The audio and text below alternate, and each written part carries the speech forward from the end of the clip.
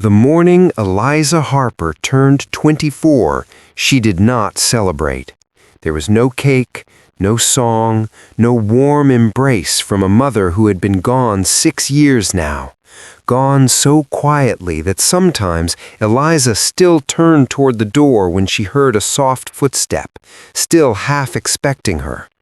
There was only the pale gray light pressing through the cracked window above the wash basin, the sound of her father's cough moving through the thin walls like something that lived in the cabin now, and the cold, hard ground beneath her boots as she stepped outside to face another day that asked everything of her and offered nothing in return. The foothills of Montana in the winter of 1885 were not a forgiving place. The soil was iron-hard and ungenerous. The wind carried a bite that found every gap in every worn seam, and the sky sat low and colorless over the land, like something waiting to fall. Eliza moved through it all with the quiet efficiency of a woman who had long since stopped waiting for mercy from the world around her. She worked the garden patch behind the cabin alone each morning, her fingers red and cracked from the cold, pulling at frost-stiffened weeds that seemed more determined to survive than anything she tried to grow beside them. Her dress had once been the color of a summer sky. Now it was the color of ash. Her dark hair was pulled back with a strip of torn cloth, though loose strands clung to her face in the damp air, and she had no free hand to brush them away. She did not stop working. She never stopped working. Inside, her father, Thomas Harper, lay in the narrow bed against the far wall. He had been a miner for 20 years, careful, strong, and proud in the particular way of men who believe that hard work is its own kind of prayer. But the mines had collected their payments slowly, year by year, drawing from his lungs what they could not take from his wages. Now he coughed through the nights and through the mornings and through the thin gray hours in between, and Eliza listened to every breath and counted them the way she counted coins, carefully, knowing there were never enough. On the wooden crate beside his bed sat 3 letters from Helena. She had read them once, the first day they arrived. The words were civil and final. The debt was real. The men who held the paper that held her family's name would not wait much longer. Her younger brothers, Samuel and Cal, were 10 and 8. Samuel had their mother's laugh, sudden and bright and completely unself-conscious, the kind of laugh that filled a room without trying. Cal was quieter, watchful, with serious eyes that noticed everything. They still chased each other barefoot over frozen stones and laughed at the sky as though the world were a generous place. They did not know about the letters. They did not know what the men from Helena had said the last time they came. They did not know that everything their father had spent his working life building could be gone before the first thaw of spring. Eliza knew. She carried it alone, the way she carried everything. That night, after the boys were asleep and the fire had burned low, her father called her name. She pulled her chair close to his bed, and for a long moment neither of them spoke. The fire crackled. The wind pressed against the walls. Outside, something moved in the dark, an animal, or just the mountain settling into itself, the way it did when the temperature dropped past forgiving. When Thomas finally spoke, his voice was barely a voice at all. It was the sound of a man who has rehearsed something painful until the words came out smoothed down and broken at the same time. He told her he could not work anymore, that the doctor had been plain about it, that there was one way, only one, to save what remained of the family. A man had made an offer. A man with land and means. He would settle Helena. He would make certain the family had food through winter and into spring. He asked nothing that was not freely given. Then he turned and looked at Eliza directly, not at her father, not at the walls, but at her, and said the thing that caught her entirely off guard. "The choice is hers," he said. "Not yours, not mine. I'll not take a woman who hasn't decided for herself." He put his hat back on, nodded once to her father, and stepped back into the night. Eliza stood in the silence he left behind and felt something she could not yet name pressing quietly against the inside of her chest. Silver Creek had few enough events that the news spread from the trading post to the church steps to the back corners of the tavern in a single afternoon. Women who barely knew Eliza's name had opinions about her situation. Men who had never spoken to Daniel Cross were confident about his character. The whispers were not kind. Eliza heard them all. She also watched Daniel Cross. He returned each evening at the same hour, never pushing, never performing. He brought firewood once without being asked and stacked it against the cabin wall without a word about it. He spoke to her father with genuine respect and to her brothers as though they were worth listening to. And when he spoke to Eliza, he looked at her the way people look at things they are sincerely trying to understand. He told her about the mountains, about the way the light moved across the high valley in early morning, slow and golden, like something deliberate. He spoke of long winters and the particular silence of deep snow and a sky so full of stars that a person could feel small and held at the same time. He did not speak of what he could give her. He spoke of the land as though it were alive, and the life within it as though it mattered. She listened more carefully than she intended to. Then the men from Helena came, 2 of them, clean coats, polished boots, civil voices carrying no mercy whatsoever. Numbers, dates, consequences, the cabin, the land, the mule, the tools in the shed, items in a ledger. That was all they were to these men, all they had ever been. When they left, the door swung shut behind them, and the silence that filled the room was not peaceful. It was the silence of a space where hope had just walked out and taken the warmth with it. Her father sat down in his chair and did not get up again for the rest of the day. That night he apologized, over and over, in the low, exhausted voice of a man who knows his words cannot repair what has broken, but cannot stop offering them anyway. Eliza listened without interrupting. Then she went to the cracked mirror on the wall and stood before it for a long time in the dim light. The woman looking back had her mother's jaw and her father's eyes and 24 Montana winters in the set of her shoulders. She looked, Eliza thought, like someone who had already made the decision and was only now catching up to it. She went to bed. In the morning she told Daniel Cross she would go with him. He did not smile with triumph. He nodded once, slowly, and said, "I'll have the wagon ready at first light." The leaving was the hardest part. Samuel stood in the doorway with his chin up and his eyes too bright, trying to look like a man. Cal pressed his small, serious face against Eliza's shoulder and held on without speaking, which was more than she could bear. She held him back, held both of them, longer than she had held anyone in years, breathing in the smell of wood smoke and cold air that meant home, that had always meant home. Her father gripped her hand and could not find a single word. She held him too, her forehead briefly against his, and felt the fragile rise and fall of his chest, and told herself he would be all right. She told herself that until she believed it enough to let go. She climbed onto the wagon bench beside Daniel and did not look behind her. She looked forward. She told herself the mountains were beautiful. The journey north took 3 days. The road narrowed as they climbed, and the trees grew taller and closer together, and the air thinned until every breath felt like a choice. Daniel guided the horses with steady hands, reading the terrain the way a man reads a familiar book, not searching, simply following what he already knows.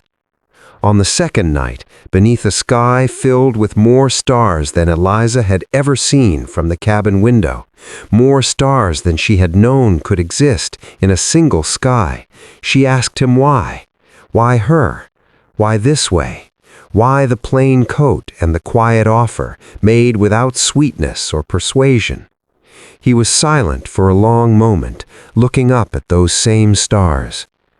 "I've known women who wanted comfort," he said at last. "I wanted to find one who was already whole without it." It was not flattery. It was the most honest thing anyone had ever said to her. She sat with it wrapped in wool, the small fire steady between them, and felt something she had been holding tightly for a very long time begin, just at the edges, just slightly, to loosen its grip. On the third morning, the trail curved around a long ridge of pine and stone, and then opened, suddenly, completely, like a held breath finally released, onto a valley. Eliza's breath left her body.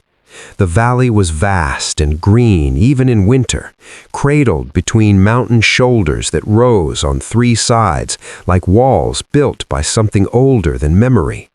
A river ran clear and unhurried through its center, and there, set against the far tree line, with the quiet authority of something built not to impress but to endure, was a house that was not a house. Stone and timber, 3 stories, wide windows throwing morning light across the snow in long golden sheets. A stable to the east, 2 chimneys breathing smoke into the cold sky. A path swept clean and clear through the white ground. It was beautiful the way permanent things are beautiful, not for show, but for truth. Eliza did not speak for a long time. "This is yours," she finally said. "Ours," he said quietly, "if you stay." Inside the warmth she learned the rest of the truth. His full name was Daniel Croswell. His family's timber operation had grown over 20 years into something considerable: land, contracts, wealth that extended far beyond this valley. He was not a poor man in a plain coat. He had never been poor. He had chosen simplicity deliberately, to see past the performance that wealth always seemed to produce in the people surrounding it. Eliza listened to every word without changing her expression. When he finished, the room was very still. "You were testing me," she said. "I was trying to see you," he said, "the real you, before the knowing changed anything between us." Part of her wanted to be angry. Part of her understood him so completely that it unsettled her more than anger would have. "If you want to leave," he said steadily, "your family's debt is settled regardless. You owe me nothing. That was never part of this." The fire in the hearth crackled softly. Outside, the valley lay white and wide and impossibly quiet. "I don't need a rich man," she said slowly. "I never did, but I need an honest one." She met his eyes directly. "Are you done with secrets?" "Yes," he said. A silence fell between them, long and real, and filled with something neither of them yet had words for. "Then I'll stay," she said. The peace lasted 11 days. On the 12th, a carriage arrived from Helena. Margaret Croswell moved through the world as though it had been arranged primarily for her convenience. She was elegant, composed, and her eyes missed absolutely nothing. She assessed Eliza's origins, her bearing, her manners, and her place in this household with the quiet efficiency of someone completing a task she had already decided the outcome of. Then she made her offer with the gracious finality of a woman who considers resistance a temporary inconvenience.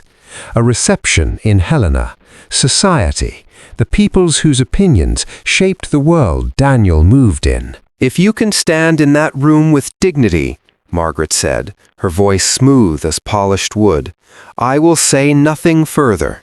But if you cannot, I ask only that you consider, for Daniel's sake, whether this arrangement was truly wise." It was framed as an opportunity. It was a blade wrapped in silk. That night, Eliza stood at the tall window of her room, looking out over the dark valley. The mountains were black shapes against a blue-black sky, and the stars were out in their thousands, and the world was very quiet and very large. She thought of every room she had ever entered and been found wanting, every whisper she had heard and carried and refused to show she had heard, every moment she had stood in her faded dress before women in their fine ones and kept her chin level because it was the only thing she had that no one could take from her. She could leave. Daniel had made that door clear and left it unlocked. But she thought of Samuel's laugh, sudden and bright, filling the small cabin like sunlight through a crack, and she thought of Cal's serious eyes that noticed everything, watching her from the doorway on the morning she left. She thought of what she wanted those boys to know about the women in their family, about what it meant to stand. She turned from the window. "If they're going to judge me," she said quietly, to herself, to the woman she was still in the process of becoming, "they will do it to my face." The reception hall in Helena blazed with chandelier light and the warm, layered hum of people performing ease they did not entirely feel.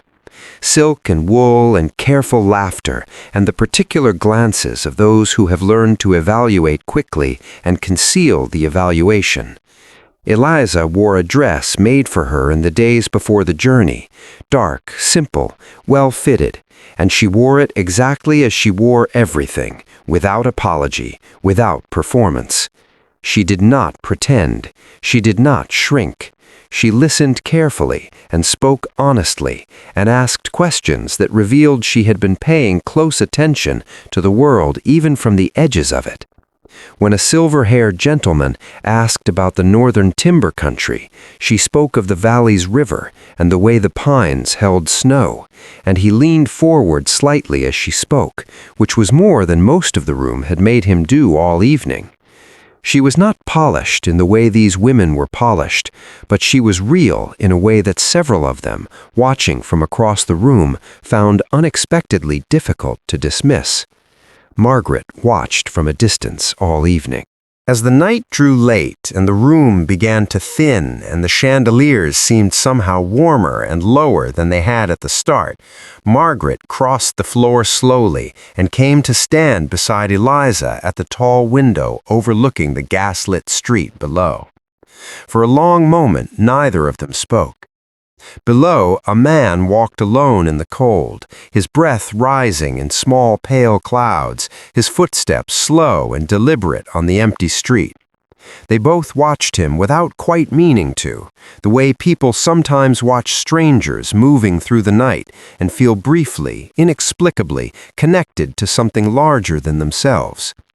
Then Margaret spoke, quietly, without theater, without the armor she had worn all evening. "My husband came from nothing," she said, "less than nothing, if the truth is told.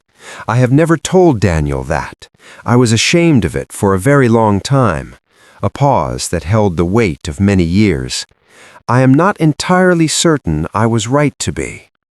Eliza did not rush to fill the silence. She let the words settle and mean what they meant. "He built something good," she said finally. "A man who builds something good from nothing, that isn't something to be ashamed of. That's the whole story. That's everything." Margaret turned and looked at her, fully, directly, without assessment, for perhaps the first time all evening, and something in her face shifted. Not warmth, not entirely, not yet, something more careful and more real than warmth. The first honest crack in a wall that had been standing longer than either of them had been in this room. She inclined her head, slowly, with genuine respect. "Take care of my son," she said. "I intend to," Eliza said. Margaret walked away, and the room felt different after she had gone, lighter somehow, as though something that had been held tightly for a long time had finally been allowed to breathe. Daniel found Eliza near the door a little while later, her hands folded, watching the last of the guests with those clear, steady eyes that had first caught his attention in a worn cabin in Silver Creek on a cold evening that felt now like it belonged to a different world entirely. "Ready to go home?" he asked. She looked at him, this man who had finally chosen truth when truth was the harder path, who had given her a choice when the world around her had offered none, who had looked at a woman in a faded dress pulling weeds from frozen ground and decided, before knowing anything else about her, that she was worth understanding. "Yes," she said, and when she said home, she meant it in the deepest way. Not the word, but the feeling beneath it, the one that has nothing to do with walls or rooms or the size of windows. The road back north was dark and cold and utterly beautiful. The horses moved steadily through the pine silence. The stars were out in numbers that made the sky feel close and vast at the same time. Eliza sat beside Daniel on the wagon bench, not because the cold required it, but because she chose to. And she was learning, slowly and with something close to gratitude, the particular freedom of choosing without apology. Somewhere along the high ridge, with the valley still an hour ahead and the trees standing dark and still on every side, Daniel reached across and covered her cold hand with his warm one. He did not speak. He did not need to. She turned her palm upward and held on. They rode the rest of the way in a silence that was not empty, but full. The kind of silence that only grows between two people who have decided to be honest with each other, even when honesty costs something. The kind of silence that is not the absence of words, but the presence of trust. The valley came into view below them as the first pale wash of early morning began at the edge of the eastern peaks, soft, gold, unhurried, exactly as Daniel had once described it beside a small fire beneath the stars on the second night of a journey she had begun with fear and was now ending with something she was only beginning to have language for. They arrived home as the household was stirring. Eliza went first to the writing desk in the quiet room off the main hall. She sat down, lit the small lamp, and took out paper and pen. Her handwriting was plain and clear, the handwriting of a woman who had learned to write by necessity and practiced it by will. She wrote to her father. She told him the debt was gone, settled fully, permanently, finally. She told him he would never hear from those men again. She told him the winter was paid for, and the spring after that, and that when the warm months came, there would be arrangements made to bring him and the boys north, if his health allowed, to see the valley that had become her home. She paused. She thought of Samuel, his sudden bright laugh filling the small cabin, completely unself-conscious, the way it always had. She thought of Cal pressing his serious face into her shoulder on the morning she left and holding on without a single word, which was more than she could bear even now, remembering it at this warm desk in this quiet room so many miles and one whole world away. She thought of her father's hands, trembling and ashamed, reaching for hers. She kept writing. She told him she was well, that she had stood in a room full of judgment and had not looked away, that she had found on the other side of the hardest door she had ever walked through something she had not allowed herself to hope for. She told him she had chosen this, truly, fully, with open eyes, and that it was growing into something good. Then she paused one final time. The lamp burned low and steady, and the valley outside the window began to fill with the slow gold of a new morning. And she wrote the last line. "You carried me to the door, Papa. I just had to be brave enough to open it. And there was a whole world waiting on the other side." She folded the letter with care, sealed it, set it on the tray to go out with the morning post. Then she stood, walked to the window, and looked out over the valley as the light filled it completely, unhurried, golden, vast, and she breathed in slowly, all the way down, and she let herself be grateful. Not for the stone house, or the wide windows, or the life that was larger than anything she had been able to imagine from a cold cabin at the edge of the world, but for the truth that had found her, for the choice that had been returned to her, for the quiet, honest man who had looked at her in her plainness and her struggle and decided she was worth knowing before she was worth anything else. Some lives are not given to us, they are built, piece by piece, in the cold, with cracked hands and a quiet heart, out of the choices we make when every easier door has been closed. Eliza Harper did not marry a rich man, she married an honest one, and she found, in the end, that it was the only kind of wealth that ever truly lasts. If this story reached something inside you, if Eliza's courage reminded you of someone you have loved, or something you have carried quietly, or a door you once walked through not knowing what waited on the other side, please take a moment right now and subscribe to Desert Hearth. Every story on this channel is written for you, for the ones who endured without asking for recognition, for the ones who sacrificed without keeping score, for the ones who chose love even when it cost them something real. Leave a comment below and tell us which moment in Eliza's story stayed with you. Was it the letter to her father? The night on the ridge? The moment she stood at the window and chose to face the room? Share this story with someone who needs to hear it today, and come back soon, because the next story is already waiting, and it will find you right where you are. This is Desert Hearth, and you are always welcome here. This story carries lasting value on several important levels.